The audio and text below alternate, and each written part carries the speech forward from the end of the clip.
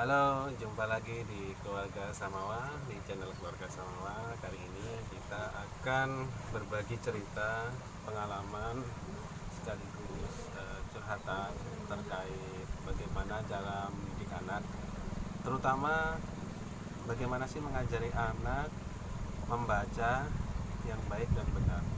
Sekedar eh, informasi ya, sahabat keluarga, bahwa si kecil ini nih, kecil ini siapa namanya, Dik? Diego Rahmat, umurnya belum sampai 6 tahun, baru 5 tahun sekian ya, belum sampai 6 tahun. Dan masa pandemi ini kan sekolah pada libur tuh, diliburkan oleh pemerintah, sehingga tidak ada kegiatan belajar mengajar. Seharusnya umurnya si kecil ini sudah masuk sudah masuk TK. Karena sekolah diliburkan semuanya, belajar mengajar tatap muka di kelas itu diliburkan semua, akhirnya belum dimasukin karena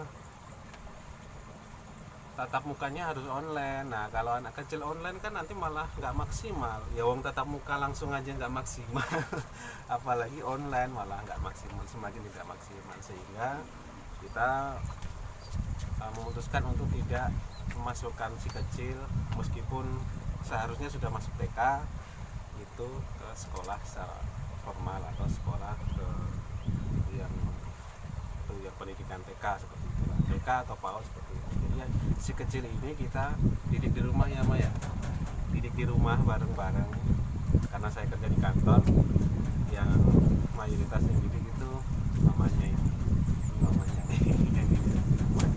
nah, si kecil ini itu belum sampai 6 tahun, sekarang belum sampai 6 tahun, baru 5 tahun sekian sudah bisa baca dan tulis ya. Nah, yang menarik ini sahabat Samawa, kita akan berbagi cerita, kisah, tips cara mendidik anak, terutama bagaimana mengajari anak yang masih kecil, belum waktunya sekolah, masih TK, sudah bisa membaca, belajar membaca, sekarang sudah bisa membaca dengan aktivitasnya yang begitu lincah. iya, begitu padat di rumah. Karena pandemi ini juga kan memberikan berkah sendiri bagi kita keluarga untuk benar-benar memikirkan dan memfokuskan pada anak itu sendiri di rumah. Ya, kita isi dengan belajar mengajar di rumah, karena yang guru terbaik adalah ibu atau orang tuanya di rumah, bukan orang lain, bukan guru di sekolah, tapi guru yang terbaik yang pertama yang bisa dinikmati dan bisa dijadikan teladan adalah orang tuanya itu sendiri, terutama ibunya. Nah, ini Ibu itu madrasah pertama, madrasah pertama ya. tapi kepala sekolahnya kan bapaknya. Kepala sekolahnya di video sebelumnya kita sudah simak ya pemirsa, bahwa si kecil ini sudah bisa membaca, bahkan di rumah itu kalau di rumah, kalau saya sedang susah tidur, saya suruh baca kisah Nabi kisah dan Nabi Rasul. gitu. Jadi bukan saya yang ngebacain si kecil itu dongeng atau kisah-kisah supaya Nabi. si kecil bisa tidur, malah si kecil yang bacain kisah. Jadi cuman baru berapa paragraf baca itu sudah tidur karena suaranya yang ngasih masih kecil ya. Ya, kita persingkat, kita akan tanya-tanya ke ibundanya. Bagaimana sih tips untuk mengajari anak membaca di rumah dengan dalam usia yang masih dini atau dalam usia yang masih TK, belum sekolah di sekolah dasar. Ini gimana Mama? Tipsnya yang pertama ya. Bagaimana ceritanya, kisahnya, dan pengalamannya selama ini mengajari si kecil belajar membaca? Kalau tips itu kayaknya tidak menerapkan tips, karena memang ngajarin anak yang usianya seperti ini lagi lincah-lincahnya, lagi ya pokoknya kalau dikasih tahu kayak nggak mau dengar gitu. Kalau tips itu kayaknya gimana ya, cuma kalau selama mengajarin dia ini, saya itu cuma bawel bawel ya, bawel. bawel Uh-uh. ngajarin terus gitu ya. Ngajarin terus, mau dia nggak dengar, mau dia mendengarkan, yang penting mulut tetap ngasih tahu terus. Ini apa loh Dek, lagi dia lagi main, lagi nonton misalkan atau lagi makan. Saya itu selalu bawa buku. Kayak buku dulu ya. bawa buku. Jadi ngajari sambil bermain ya. Iya, ngajarin sambil ngajar anak. Salah satu tipnya ini mungkin bisa diterapkan oleh sahabat Samawa di rumah untuk mendidik anak-anaknya adalah anak itu kan suka bermain ya. Tapi bagaimana kita orang tua itu harus pandai-pandai menyisipkan edukasi atau pembelajaran di sela-sela permainannya. permainannya. Salah satunya itu sambil dia bermain, sambil kita bawa buku untuk Bawa ngajarin. buku. Yang pertama itu buku ABC. ABC itu. ABC selalu saya bawa. Dia lari, dia lagi enak main. Dek, ini apa Dek? huruf apa, Dek? Ini huruf apa Dek? Ya, pertama pengenalan huruf ya, karena itu belum bisa. Jadi pertama itu adalah bagaimana pengenalan huruf. Pengenalan huruf ini kita lakukan secara terus-menerus. Agak bawel memang. Bawel. Ibunya ini agak bawel. Bawel. Kadang kalau dia lagi lari misalnya, karena memang ibu itu kan merasa diri di rumah itu kalau memang nggak memberikan manfaat ke orang sekitar, apalagi anak sendiri, kayak merasa bersalah. Ya udah, mulailah aktif, kita berpikir. Saya selalu bawa buku ABCD, walaupun dia dengar mungkin ya dari sekian puluhan kata, kalau dia lagi main mungkin 1 kata 2 kata dengar dalam 1 hari, mungkin dia pasti dengar. Nah, saya selalu membawa ini deh, ini A. Dia, Dek tolong deh dengerin gitu. Ini apa Dek? Nggak mau jawab. Itu tuh saya berkali-kali tapi nggak patah semangat untuk mengenalkan anak itu ini tuh apa gitu loh. Karena saya tuh selalu berpikir bahwa apa yang kita ajarkan akan menjadi amal jariah nanti buat orang tua kelak. Jadi tetap itulah semangatnya saya untuk mengajari anak, walaupun dia dalam dimanapun berada, mau tidur, mau dia makan, mau dia main di luar bersama kawan-kawannya, tetap samperin, Dek ini huruf apa, ini huruf apa, A, B, C. Terus kalau pas saya lagi masak misalnya sambil menunggu bapaknya, atau pas lagi ribet di rumah, tetap saya tuh selalu melantunkan misal A B C D E F G H I J K, selalu kayak gitu. Awalnya sih saya itu selalu dari kecil sambil nyusui itu selalu A B C D, kalau enggak muratal kayak gitu. Biar sudah tujuannya supaya nanti kalau udah besar iya, udah biasa terdengar di telinga, tertancap di pas di pikirannya. Pas saya nyusuin tuh kalau nggak muratal, terus ya itu A B C D E F G. Terus pas pernah dengar suatu ketika anak lagi bermain, dia tuh nyanyikan A B C D E F G ya. Ternyata selama ini mereka itu mendengarkan tapi belum bisa memperhatikan, belum bisa mengungkapkan, mengungkapkan. Nah, ternyata dia sambil nyanyi A B C D E F G ya. Ternyata di sini saya harus, dia kan udah bisa nyanyi A B C sampai Z kan.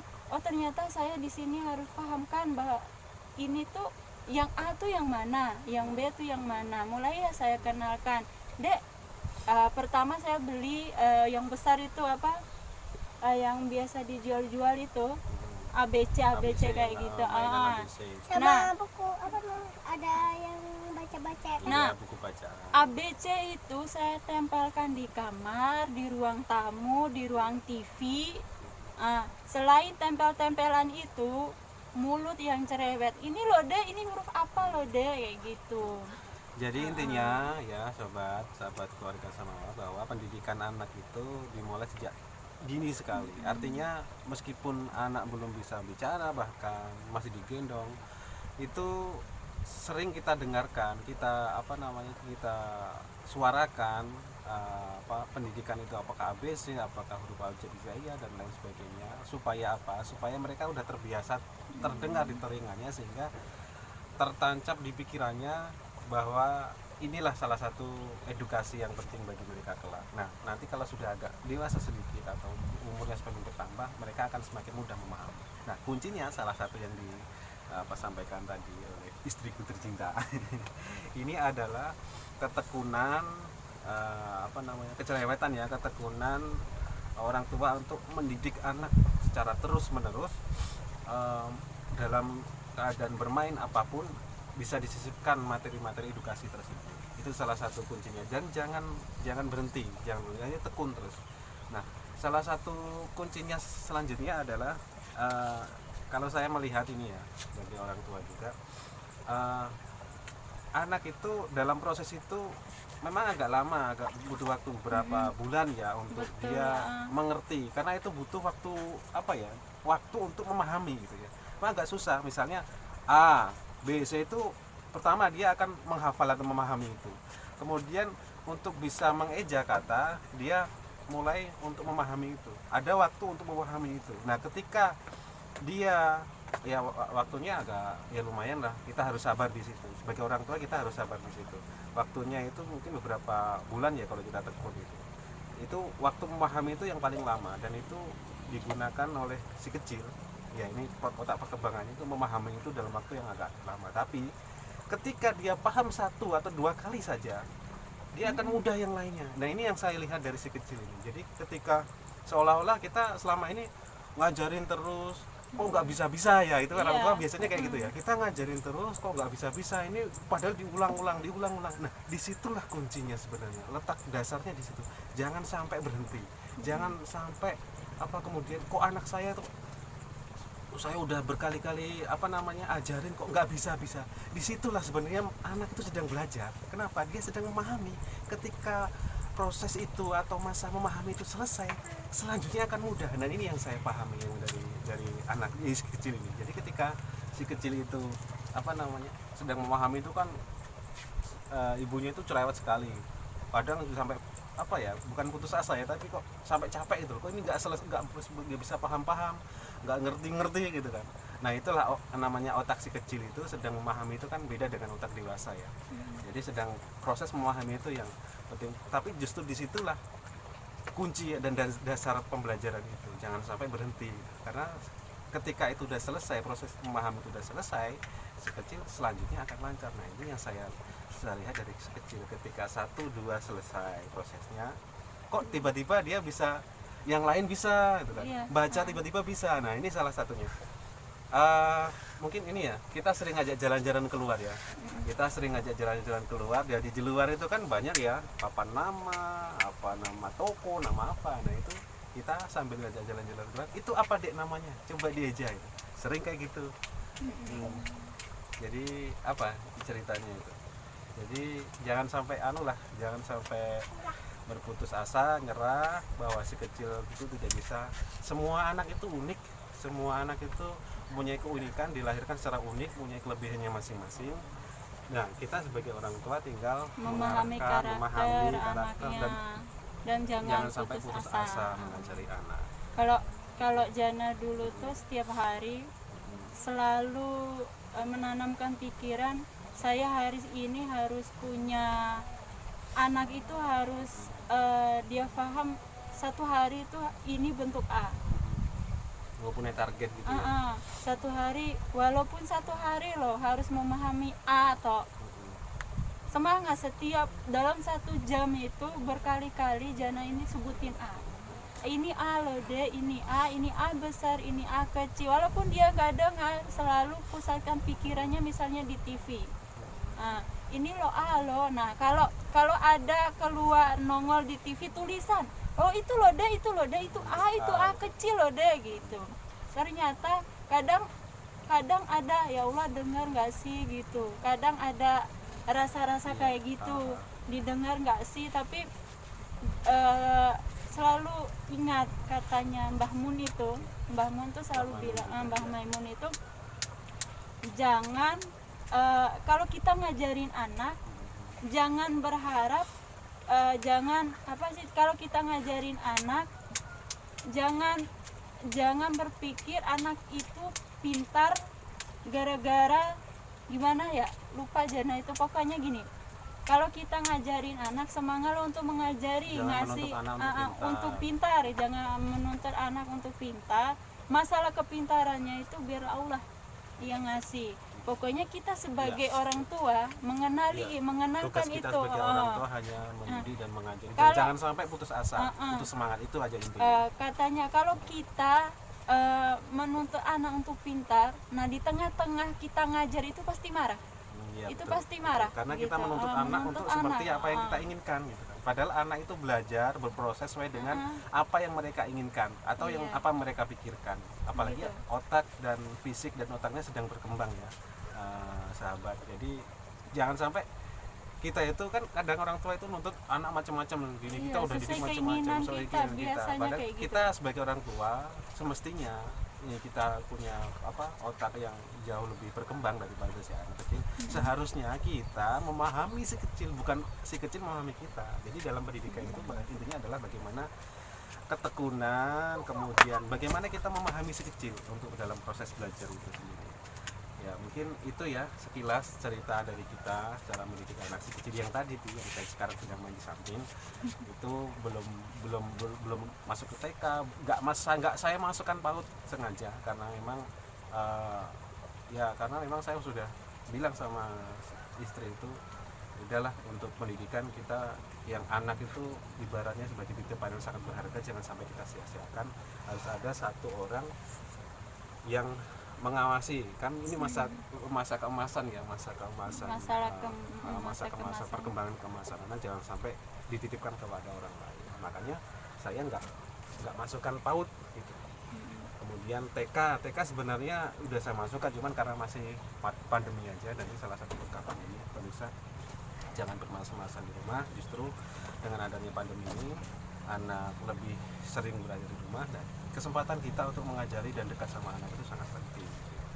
Jadi ini mungkin sekelumit ya pengalaman kami dalam mendidik anak yang belum sampai 6 tahun ini sudah bisa membaca.